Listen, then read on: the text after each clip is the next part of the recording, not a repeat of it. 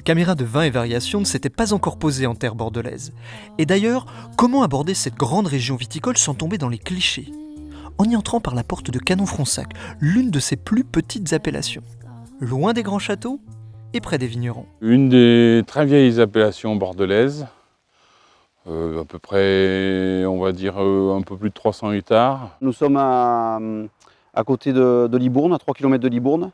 Et autour de la ville de Libourne, vous avez les Saint-Émilion d'un côté, les Pomerol de l'autre et les Fronsac et Canon-Fronsac de l'autre. Pas évident de trouver sa place avec des voisins aussi prestigieux que ceux-là.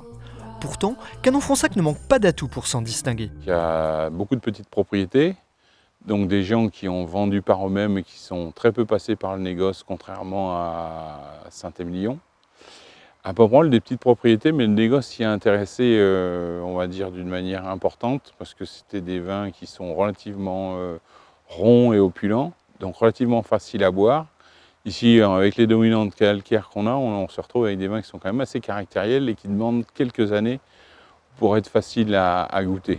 Pour les apprécier, il est préférable d'attendre quelques années afin qu'à l'image de ces coteaux, leur tempérament se polisse un peu. Des vins de caractère et des vins qui ont un beau volume en bouche, beaucoup de fruits.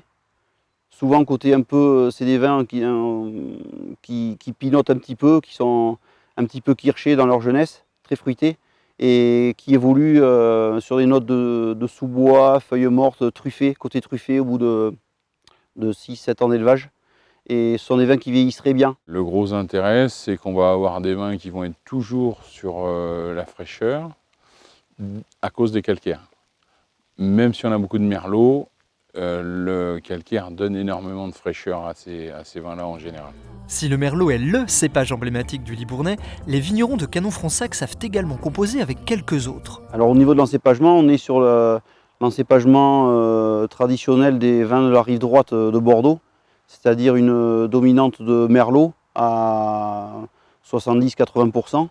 Et ensuite on a un petit peu souvent du cabernet franc à 10-20%. Et après on a aussi également du cabernet sauvignon et du malbec.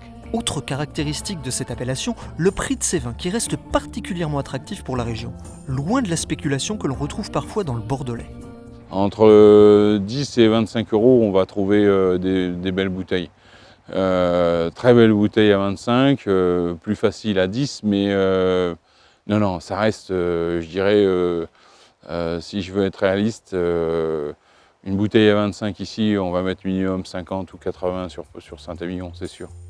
Des caractéristiques que l'on reconnaît également à Fronsac, appellation jumelle et indissociable de Canon-Fronsac. Deux appellations qui, bien que distinctes, regardent de plus en plus souvent dans la même direction.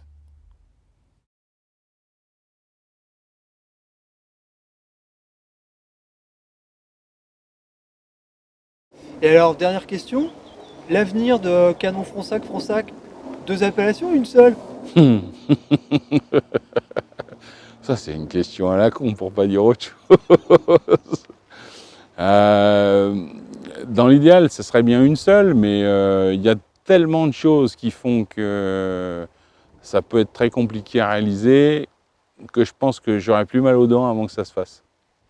Voilà.